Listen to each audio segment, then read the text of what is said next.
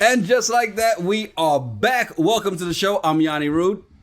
And I'm just Terrell. You ever been out somewhere and overheard two people having crazy conversations? Well, we are those people. We've been having these conversations since college. Yes, it's the Married at First Sight. I'm sorry. Yes, it's the Regular Guys Random Thoughts podcast, Married at First Sight, San Diego, season 15, episode 9, recap. It's painful. Yes.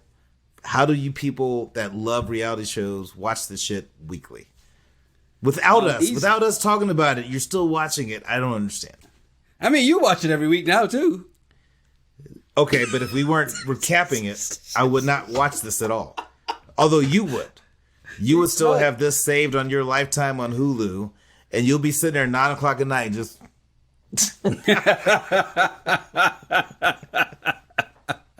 Hey, don't hate the player, hate the game, and hate the reality show as we recap it. It's so painful. I've had a long week at work, and so just dealing with this, I'm like, oh my God, I have to deal with this today. But here I am for you people. Let's do it. You know, nobody wants to hear your problems, Terrell. Man up. Stop being a Justin and man the hell up. We all got problems. Man the hell up and talk about this woman's show. Cry me a river. All right, let's start off with Lion Morgan and Stingy Binh. You know, the first thing that I look at this and I go, why does Morgan say that she wanted somebody who would say yes to everything? I mean, who wants somebody who says yes to everything? Somebody who's broke and struggling to pay her bills.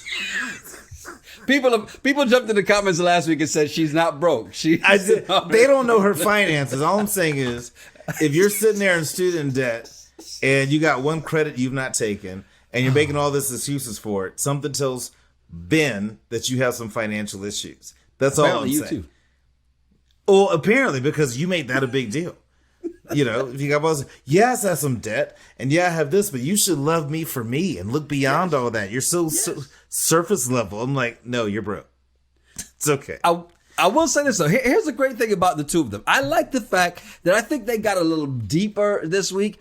I like that Binh opened up about his own personal issues and even apologized for projecting them onto Morgan. And I think they really had a great moment talking about their upbringing.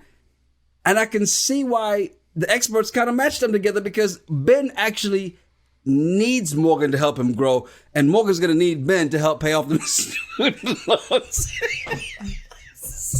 Can you pay my bills? Can you pay my...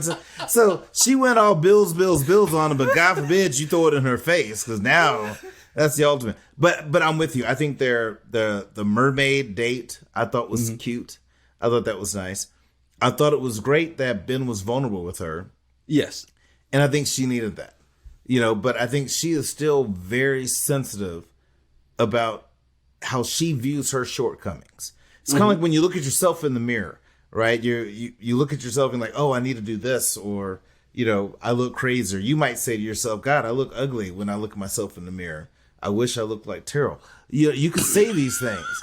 And I think that Morgan is looking at herself in the mirror because of what Binh is throwing at her, that she's like, holy shit, I have some opportunities and now I can see it and it's making her uncomfortable, but she's taking it out on Binh. Kind of like you take your anger out on me because you don't look like this.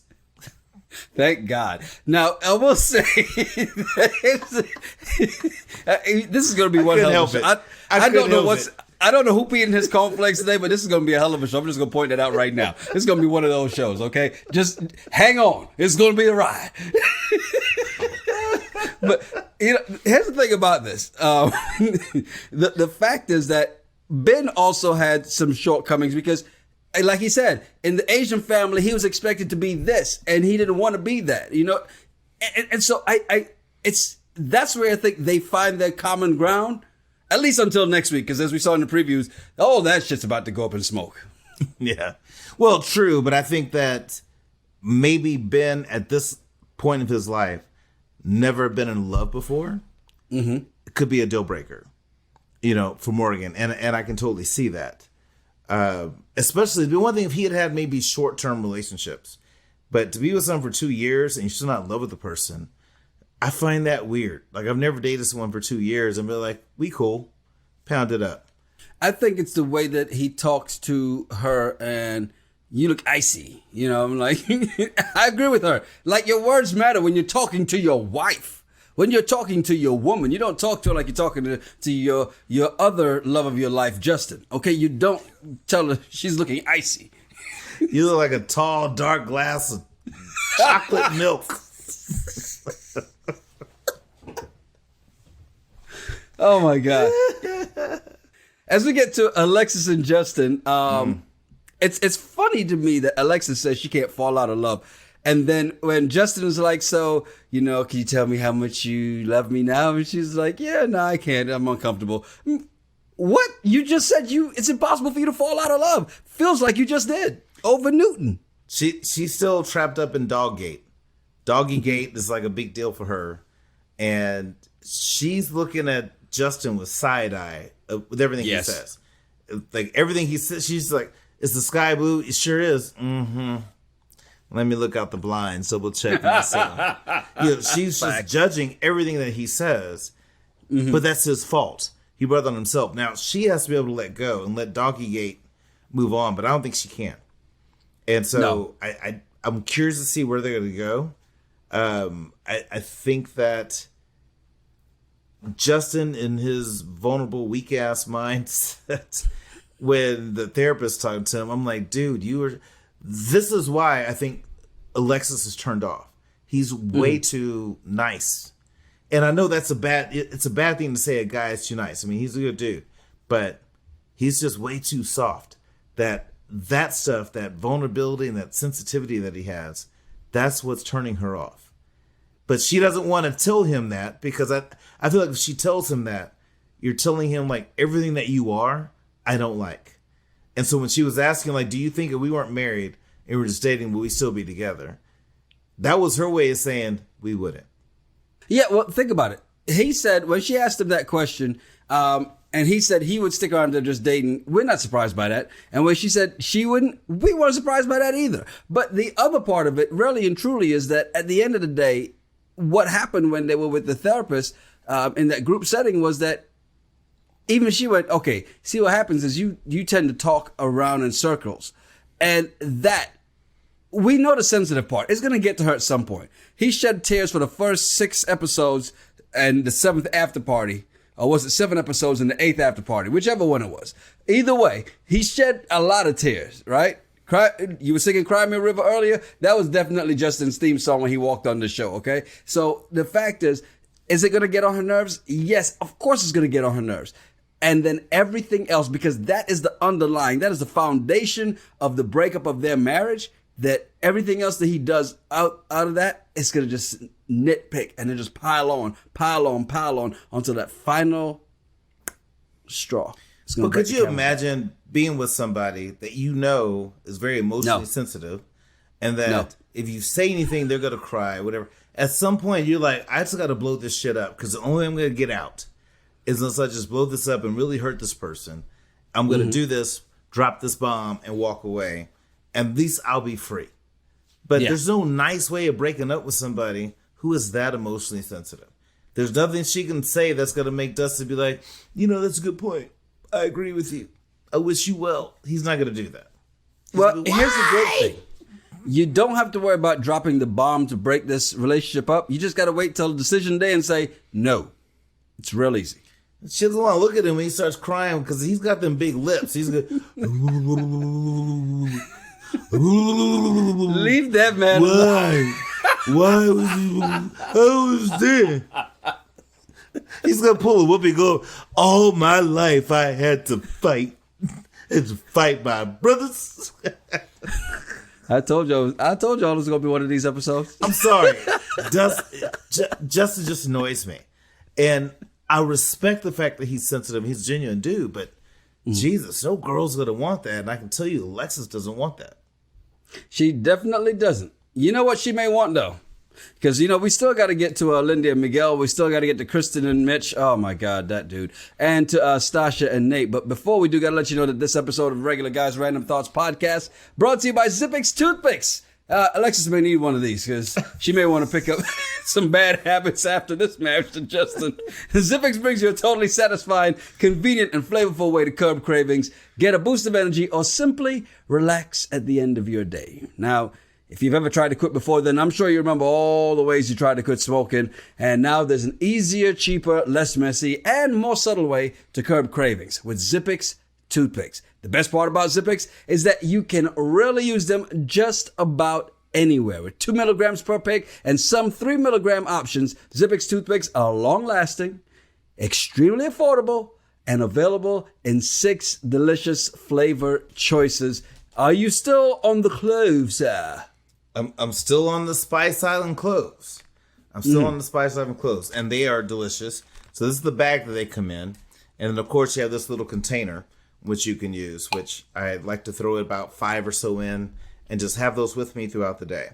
And as I put them in my mouth, they are very, very delicious. And to your point, I can't take them anywhere. I was sitting in a meeting today in a conference room with my boss and another person face to face, and through this end, they didn't really notice, but it was enjoyable. It was relaxing, and I really liked it. And you think about all the ways that we've tried to quit smoking, even when you and I were smokers. We would either try to hype each other up to quit smoking. We would make these deals with ourselves. We try to start working out, patches, gums, all those things different work. This actually works really well, and what I really like about it is the oral gratification. That helps me because I've always wondered, when I quit smoking, what do I do with my hands? When you try to quit smoking, especially if you're out drinking or hanging out with friends. And so I really love that. Plus, it's the flavors that also keep me coming back for more. Also, if you need a boost of energy, try their Zip Energy B12 and the caffeine toothpicks. You guys have seen me use Zippix on this podcast. Now it's time to find out for yourself. Go to zippixtoothpicks.com today and use code RGRT to get 10% off your order. That's zippixtoothpicks.com. Promo code RGRT. You must be 18 or older to purchase. Zip more, smoke less with Zippix Toothpicks.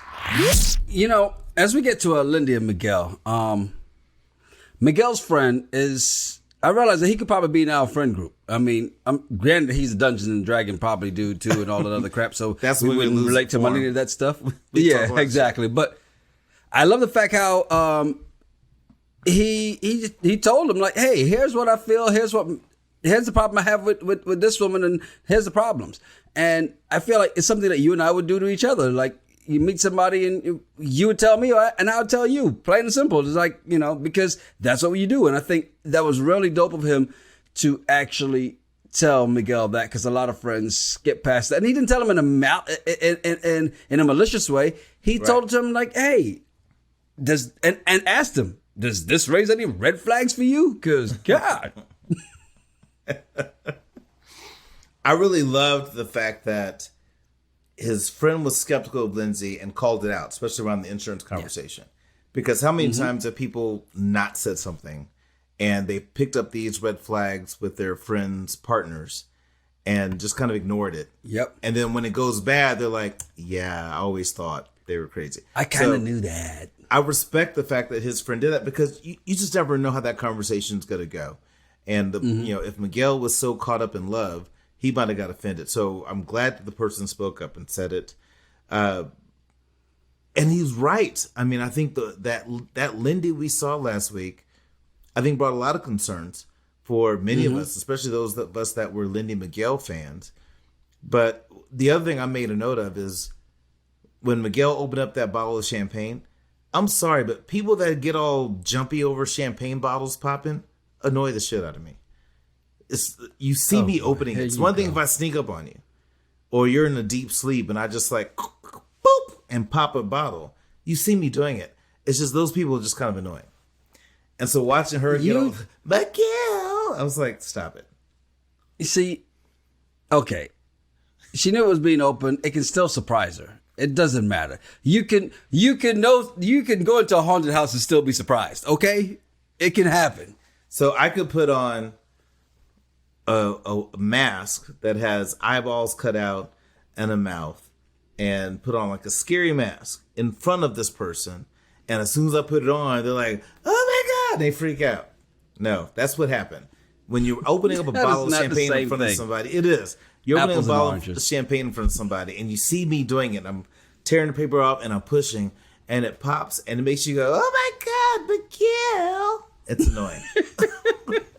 Actually, I think there's a lot more annoying about Lindy than that reaction. And it's funny that you picked the smallest thing because, you know, Miguel was giving her warnings that she wasn't even hearing. And then what she go, well, you know, she literally, did she pull this out?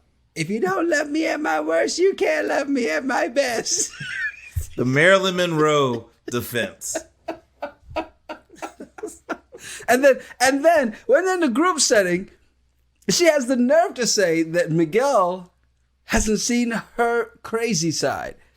To me, that's crazy because we all did. We've all seen glimpses and we all wanted to run. We were telling Miguel to run. Hey, it's okay. Pack up, leave. We're with you, homie. We'll see you on decision day. We'll already know what it is. Yeah. Pull a Chris. I texted 5 Miguels hoping I'd get the right one. It was like, you got to get out. You got to get out of this. Yeah, her crazy side is out there.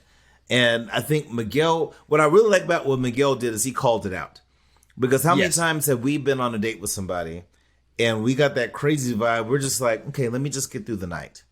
And I'm going to drop her off. I'm going to go home. Don't have to see her again. When you're married, you can't really do that. But the fact that he was honest with her and just said, hey, I don't like the side of you.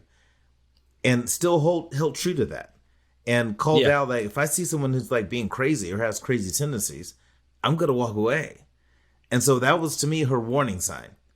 And she didn't hear it at all. And she didn't get it.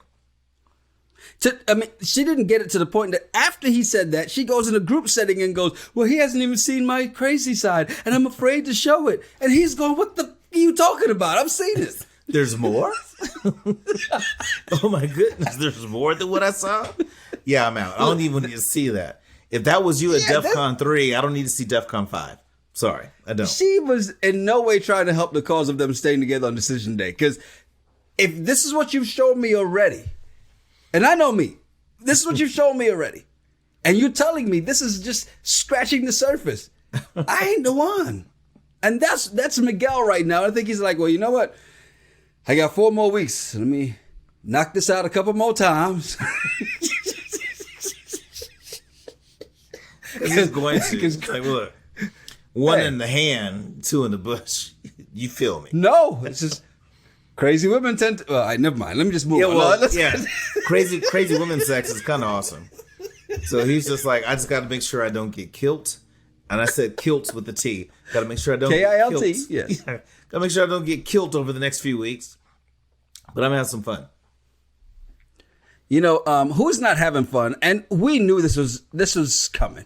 No matter how much they tried to fake the funk, Krysten and Mitch. Krysten tried to act as if, I am so glad we went through this in the beginning, and look at us now. It's just a perfect marriage. And we are looking at this and going, we see the signs. When will you take off the blinders? Why is Mitch even on the show? I mean, seriously, that's the first question that came to me when I saw them on there. I mean, he wasn't even into or really wanting a long-term commitment. Why is he on the show? Okay, if they had someone else besides Mitch, who was also equally looking for love and very, agreeable to their partners and all these, it'd be boring. It would be a fun show to watch. You'd be like, why is this couple here? You'd be talking shit. Mitch is here for the drama, and we're here for it. And we're seeing it. We've called it out. We said that they're going to be an issue because of Mitch's extremism when it comes to being an environmentalist. Now, again, I applaud his effort in what he's doing. But he is such the hippie that when Krysten says that her long-term professional goal is to flip houses. All of a sudden, he loses shit around that. Like, she's just this person that's going to try to put people out in the streets and make housing predatory. Affordable. She just said, no, I want to own some properties and flip houses. Yes. That's a great investment. But the way where his mind went, I'm like, what is your deal, dude? He's just a mess. The thing, he is not only a mess, he's a selfish friggin' mess. I mean, him thinking it's predatory for her to flip houses and putting down what she tells you is her dream and you put it down, right? What kind of husband are you, for one? But then two, she makes a hell of a point that she's consenting to his passions and he has no desire for hers. Like, he just immediately puts hers down. And she's like, wait, I don't do that to yours when you're about this stuff. And we see this throughout, from the minute she said that was the theme for them for the rest of the entire friggin' episode. It's always about what he wants, and he doesn't give two shits about what she wants. Okay, but here's where I disagree with you a bit. Is Mitch is not, I've not seen through what the producers want me to see. I've not seen where Mitch's expectation is that Krysten is equally excited and passionate about environmentalism as he is. What show have you been watching? What show have you been watching? It doesn't seem like his thing is like she has to be all the same level as me. But did you not see the trail mix thing last week? Come on, you were right there. You watched the same show I did. I did. But I'm saying the party, the shot cups, the jello shots. You were mad at that too. No, I wasn't mad. She is putting in way more effort than he is when it comes to that. And I think that's the difference, is that she can't expect him to be as excited about her passions as he is, or as she is. But for him to be that much of an asshole about her wanting to flip houses and where he took it, it was just stupid. But again, that's just Mitch. That's the man that she married. It's not about being as excited about her passion. There's no way in God's green earth I'll be as excited about HR as you are. Ever. I'm not right? excited It's not about being. It's just pays the bill. I don't wake up like, ooh, I can't wait to interview somebody today. Like, I've got some trick questions. Yeah. Ooh, 10 resumes in my email. Ooh, who's the lucky guy? No, I don't do that. But the point is, he minimizes everything that she has going. And if it's not in line with what he wants, it's stupid, it's dumb, and it's insignificant. And that's a problem. It's a give and take. Why is he on the show? He is not ready for marriage. And he said it to her and then comes and decides, I'm going to approve this for the rest of the show. I mean, because apparently all the women got together, right? Get all the guys the shirts. We kind of notice this as we see the shirt a couple times. Like, oh, okay, this is what's going on. He pitches a fit. A 5-year-old, 3-year-old, 2-year-old fit, not wanting to wear the stupid shirt. To the point that she even tells him, like, hey, here's why. Let's go in the bathroom. Let me tell you this real quick. Here's why I want you to wear the shirt. And then it's not like the shirt was ugly. It's not like it was the worst. If it was a Hawaiian shirt, I get it. No, I'm not wearing this bullshit. It's a shirt. She tells you why. Nobody else, none of the other guys know. And then he goes out there and still acts like a friggin' toddler. After, well, I'm going to go change. Well, I'm going to say that I was just cold. And I like the fact that she called him out, like, no. And even the psychologist, the therapist was like, just put on the fucking shirt. Okay. But the whole, hey, let's go in the bathroom and talk for a second. Let's go in the bathroom where there's cameras and microphones. And well, the cameras weren't in there, but the mics are still hooked up. If the cameras were in there, the producer didn't show it. We can't validate or verify. Cameras were not there. But she did say, can we go in the bathroom and talk for a second? Knowing that they were both mic'd up. Mm-hmm. So this is going to get out. And I'm just like, this is the stupidity of reality TV. But I agree with you. I did make note that Mitch is being a bitch about the shirt. It's a shirt. It's not going to kill you. And once we figured out what they were all trying to do, which I thought cheesy, it's been done before, it's on YouTube multiple times. Why would y'all do that? But whatever. Do what you got to do to get ratings. You know, but I thought Mitch was just making way too big of a deal out of wearing the shirt. But would you have worn the shirt? Yeah. See? I'd have worn the shirt. I'd be like, yeah, fine. This is what you want me to wear? Fine, I'll wear it. I might not say it's my favorite shirt. I love the shirt. But you want me to wear this tonight? Sure, I'll wear it. What's the big deal? That's one less thing I got to think about. I don't like anybody buying me anything that I did not ask for. I don't think you should give anybody anything. I don't believe in buying gifts for people. Yeah, because Mitch sounds just like Trump. But maybe the shirt wasn't sustainable. It wasn't organic fabric. It wasn't made from hemp seeds, and that's why he was upset. And they didn't show that on the cameras. I don't really know, But I think that Krysten is this cotton? Like when the therapist was talking to the group, and she targeted Krysten Mitch, the fact that Krysten was saying that she feels like she's losing herself in the relationship, that goes back to what you and I talked about before, because she wants to be married so much, she's willing to do whatever it takes. Now, I'm curious if we could have Krysten on the show, I would ask her, if you met somebody just like Mitch when you were single, 100% to the T, would you still marry him? Would you still date him? Seriously, I'm curious. She probably would, but then this is where, and you see her breaking point, but then she gives into that breaking point. She reaches the breaking point, and then she just, and pushes it to the side. Because you can see the frustration. The frustration is there, and there's a blow up coming because she's bending. And like she said, I feel like I'm losing myself. We said this before, but at the same time, he is not bending at all. Right. She's about to be broken in a minute. And when she's broken, it's over. And Mitch will be right there in his nasty ass house by his nasty ass self, and see how sustainable that is. She's going to bend him over that nasty ass stove. And yeah, you get that spick and span. You do it. You clean that shit. Yeah, it's gross. Yo, Stacia and Nate. This was interesting when, Nate says he's about at 40%, and Stacia's like, no, I'm at 80. 4 out of 10 sounds better than 40%. Let's go 4 out of 10. Because I think that's where Nate was going. I'm about a 4 out of 10. 40%. Oh shit, did I say 40%? 4 out of 10. Still doesn't sound good, because those of us who know math, Nate, understand. I mean, look, if you're going to be this slow about opening up your heart, then why get on the show? Seriously. I mean, because at the end of the day, if you're going to say I do to somebody, then you don't have time to go through the process that you did. Well, the way I've always worked.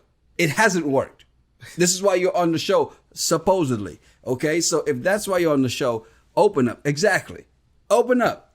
Show what it really is, and be vulnerable and try to you got to get to that point. And it's possible. It's not like it's an impossible thing to do, but he's just trying to be, Mr.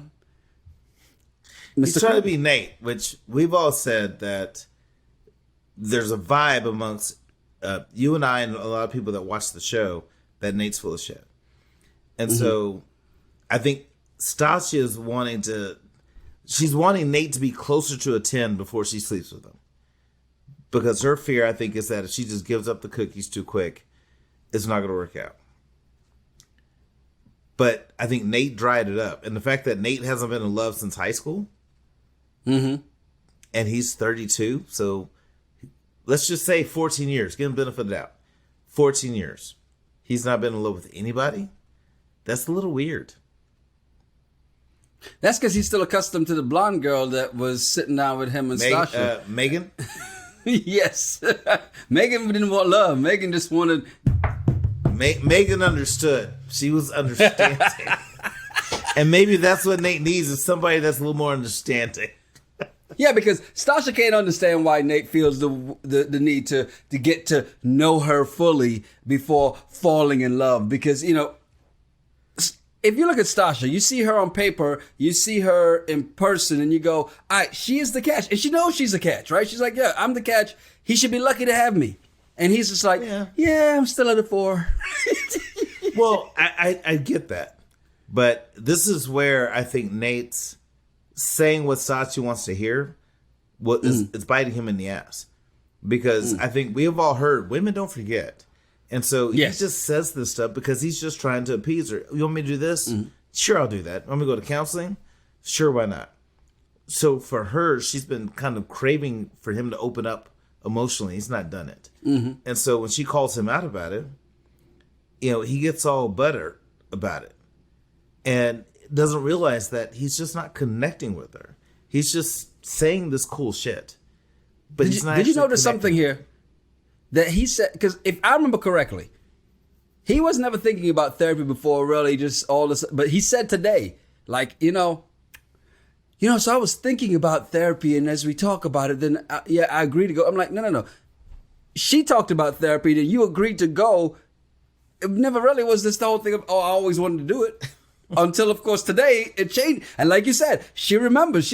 You could see as he's talking, she's going, because he went to dinner and chose violence, right? And she was sitting there just listening to everything he's saying and going, And you know that mode when the black woman goes, and doesn't say shit. It's time for you as a man to shut up and back away slowly.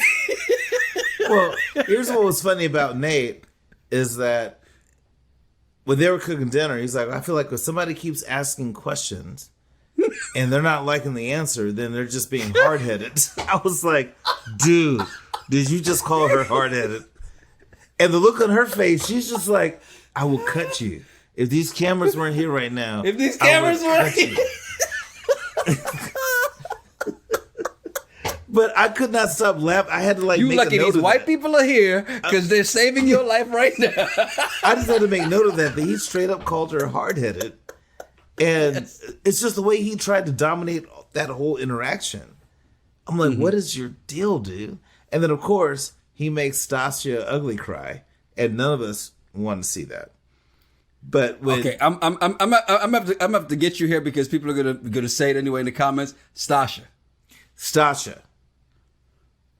Whether it's Stacia, Stacia, the ugly crying. That's is still the stubborn Terrell I know right there. Yeah. Whether it's you know what it is. Yeah, the ugly crying is still the same. I'm not gonna be like, oh, Stacia, oh, my fault. I was exaggerating about the ugly crying. No, that happened. And we've seen it too many times. That's my guy.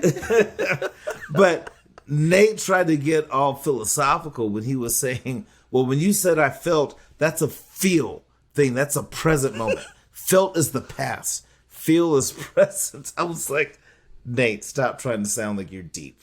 Just let it go. Because it doesn't help. Because what does he do right after that? He becomes a kid and goes, you got you wanted emotion? You got emotion now. You happy? Yeah. You want to know how I feel? I told you. We good? Are we good now? Yo. It's like, and maybe, and you tell me in the comments below, tell us below, is it, he's felt emasculated since she makes 3 times what he does. More than 3 times what he does. Is this his way of trying to regain control because he knows love is what she wants? And it's like, I gotta hold some control here. I don't know. I don't want to believe that because Nate's a hustler and he's an opportunist. And he knows that I got to play ball if I want to live in this house with the big, island and the big kitchen. I got to play ball, right? But which people have pointed out is probably an Airbnb because her house is supposedly being built. I heard about there's that certain too. things I saw. I was like, interesting, because I didn't pay that much attention because I was all googly all over the kitchen, but it's dope. At the same time, though, it's a dope kitchen. He still wants to have Megan on the side, so I mean, he's gonna make sure he has a little bit of control in everything. Well, I don't know. I don't feel like it's a control thing for him. I just think it was. He's trying to level the playing field because he got embarrassed. And he's embarrassing himself. And I don't know if he's paying attention to social media. I would assume he would. And that would have to be hard for any of us, right? Imagine you and I reread the comments of anybody that comments on our YouTube profiles or YouTube postings. But if somebody were to comment something so hateful and angry, it would be hard for us to let it go. But we have to.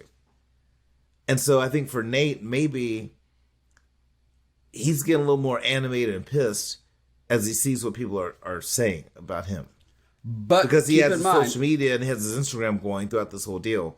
Maybe that's it. I'm reaching. I'm just trying to give him benefit of the doubt. You're definitely reaching because remember, this is all recorded before.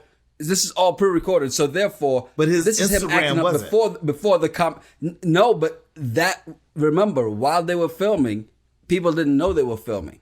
They couldn't put that out until the show aired. This was filmed like very early in the year or last year because it was filmed. So it's already done before they start airing the first episode. Now, the tell-all is probably done halfway through the season. Decision is already done. All that stuff's already done. But then when they get to the where are they now and all this other stuff in the reunion, all that's probably halfway through the season so they can edit it and get ready. So they see some of those comments. But the comments now, they see them now in real time and they can react to them now in real time, but not on the show.